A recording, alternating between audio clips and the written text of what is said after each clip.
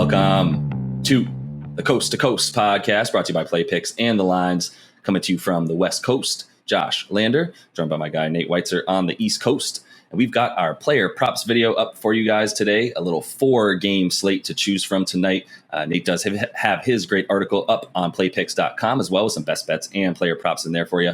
And make sure to like and subscribe. Check out those other couple of videos we have up for you today on this little slate. And make sure you're checking out the lines.com as well, as we've got our great props tool on there for you. Make sure you're getting the best bets and odds available on all of those NBA player props out there. And also head to the play.thelines.com, as that is where we are giving you the chance to win a $25 Amazon gift card if you head to that NBA Daily Pick'em Challenge and get all of those picks that you make correct. We'll send that gift card out to you. And as always, if you do still need a FanDuel or a DraftKings account, head to ftpicks.com or dkpicks.com and find those listings in your area, such as what we've got for tonight's play props. Nate, let's jump into it. Yeah, I mean, I talked about a little in that Bucks Bulls video that I think DeMar DeRozan's going to benefit from there being no Chris Middleton out there to guard him. DeRozan in a bit of a slump lately, if you can call it that, in that he's getting 25 points per game on 43% field goal shooting. That's a slump for an MVP candidate, but he has had success against the Bucks over a large sample size, averaging about 30 at 51.5% in last 11 against the Bucks. He went 11 for 30 in his most recent meeting with the Bucks because Chris Middleton was on him a lot and posted one of the better defensive ratings on the team at 112. Bucks, posting a team defensive rating of about 117 right now, struggling to stop anybody. They should have Jrue Holiday on Zach LaVine more tonight. DeRozan will get his.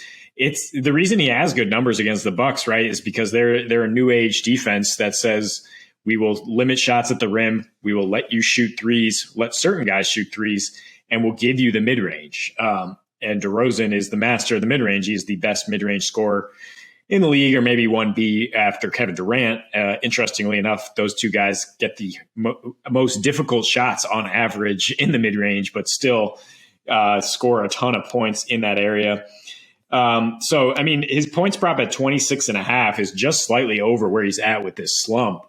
He's been pretty consistent on the road all season. Lately dipped a little bit, though. So, I mean, along with the entire Bulls team, really more than anything, they're only getting 108 on the road while dropping 6 of their last 7 road games. I'm trying to get ahead of the curve here and just expect a little bit of a turnaround here. Don't necessarily expect the Bulls to win, but I expect them to keep it within 10 points and DeRozan to be a big part of that.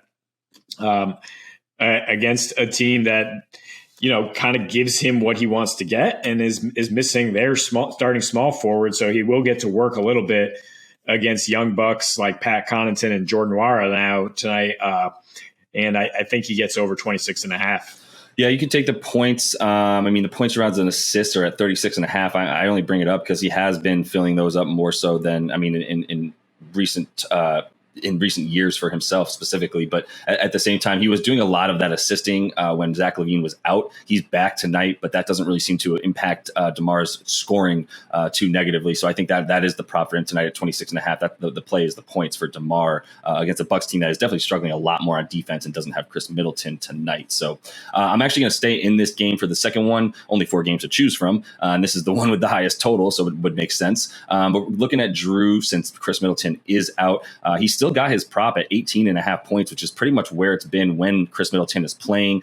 He does average more points per game without Chris Middleton, as you would imagine. In his last 6 without Middleton playing, we're talking about 23.5 points, 8.5 assists, 3.5 boards. He's playing 36 minutes in those games.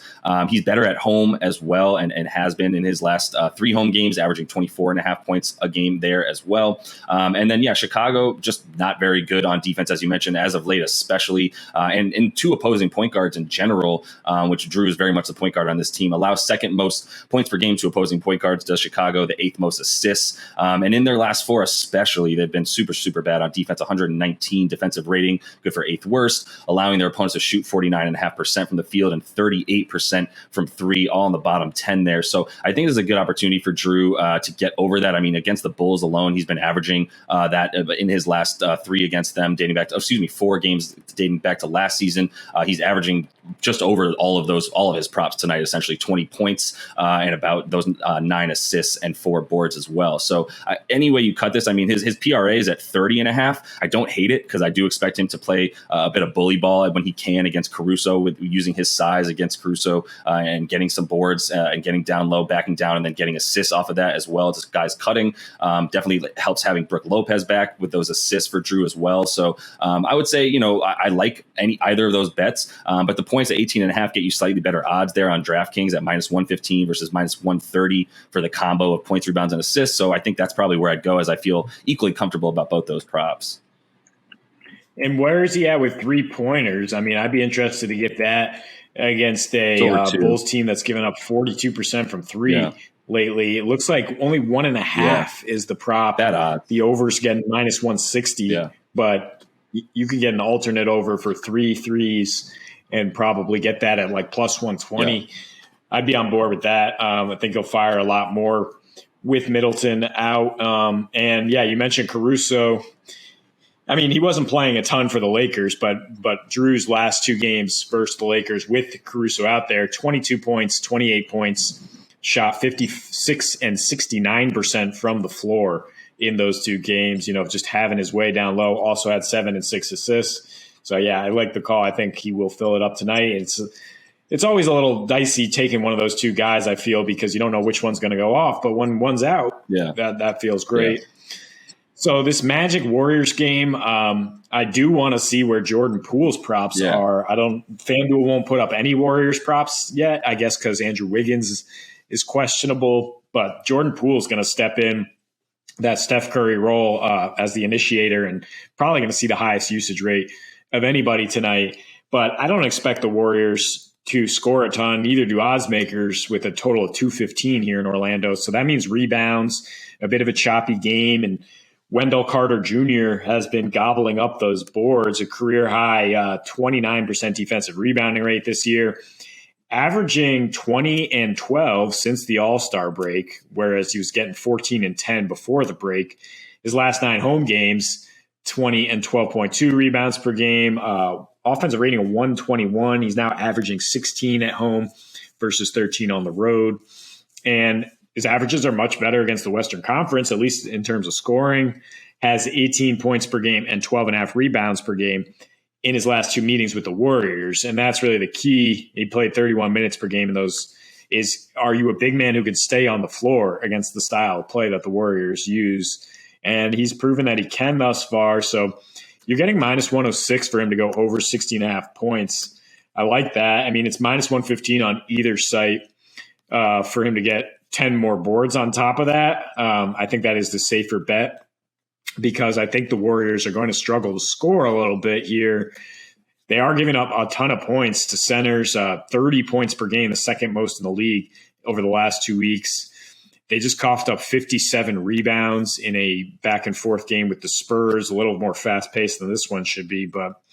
And they're scoring 3 points per game fewer on the road, shooting 2 percentage points lower without Steph. So I think there will be plenty of rebounding opportunities for WCJ. And I also think he will get his points on the other end as the Magic look to maybe steal one against a shorthanded foe. Yeah. I mean, I'm not convinced that the Dubs are going to pull this one out tonight, especially seeing who plays for them and who doesn't. But I mean, the Magic in their last 10, I mean, they're 4 and 6. They're definitely not world beaters yet. But Mo Bamba, Wendell Carter Jr., Franz Wagner, that forward to center lineup right there, that front court is formidable for the future. Mo Bamba's playing a lot better, no longer really a joke in terms of how he's been, in his first couple seasons. They're still missing on those props, I believe, for a couple of these guys, and definitely for Wendell Carter Jr., who, I mean, what a trade for the Magic. What an awesome trade that they got. And they also got RJ Hampton, who's been playing a lot better. So this is a team on the rise for sure. And until they catch up with Wendell Carter's props in Vegas, I think we definitely need to start looking at him a lot more closely. And this is a prime opportunity for him. So lastly, a guy who has burned us a couple times this season, but we cannot cannot overlook this usage rate for Reggie Jackson on the Clippers, who are not very good on offense right now, we'll be honest, but that's because they don't have anybody besides Reggie Jackson that we really feel comfortable, saying that can score and put the ball in the net or put up any kind of stats. So at 18.5 points tonight, they're playing the Nuggies, who have been a lot worse on defense as of late. In their last 5, the Nuggies given up 118 points a game. They've got the 5th worst defensive rating at about 120, allowing the 5th most assists per game as well in that time frame. So, Reggie has gone off against this team a couple of different times. And, he's just in his last outing against them, 28 points and 12 assists. So I think that's not necessarily the line he'll have tonight, but I think that bodes well for him. As I mentioned, Denver not guarding point guards very well at all. And that last outing against Denver proves that really highly. His usage rate since the beginning of January has just skyrocketed to 32%, especially on the road there. And then prior to that blowout that they just suffered to Utah recently, to the Clips, he was averaging about 23.5 points a game, 7.5 assists, all on about 38 minutes. And he's getting a usage rate of 30% or more in 6 of his last 8 games overall as well. So I think there's a lot to like with Reggie tonight. The points, I'm fine with just leaving it there. They get minus 106 on FanDuel for him to get 19 points or more. Or you look at the points and assists, as he has been definitely dishing those out a ton. 25.5 points and assists, minus 108. I think I feel better about that just because of the fact that he has been diming 6 assists a game on the road as well. So all his props are sitting pretty much right about what he's been doing since the All-Star break. But I think especially in a matchup against the Nuggies tonight, there's an opportunity for him to fill up the stat line a bit more with that high usage rate. Yeah, I would definitely consider getting the assists in there, or just taking what I use the prop finder that you actually get plus 102 at FanDuel for 7 assists for Reggie. I like the odds there if you have a FanDuel account. Like just combining them for 25.5 points and assists. As you mentioned, he's averaging well over that, or was in 4 games where it was close. Yeah. And then he just played 15 minutes when they got waxed in Utah. His usage rate was still 31% in those 51 minutes, though. And, yeah, you look at it over the course of the last couple months, his usage rate still 31%, even though he's shooting maybe like 36% from the floor, just like rough shooting splits. But Ty Lue knows this is what he got. This is what he got to roll out there. And actually, you mentioned the good numbers against Denver, shooting 46% from the floor against them this season.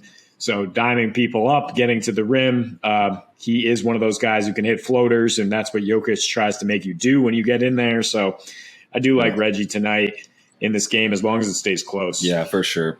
That is all the time that we have for you in this one. Make sure you are liked and subscribed to that page, as we got those other couple of videos up for you, and look to stay hot with these player props. Did want to give Nate his shout out for getting that LeBron James pick right last night. So if you did take him, 35 and a W plus 480, I believe, on your money there last night. So we're looking for some more of that tonight. And until we see you next, happy betting.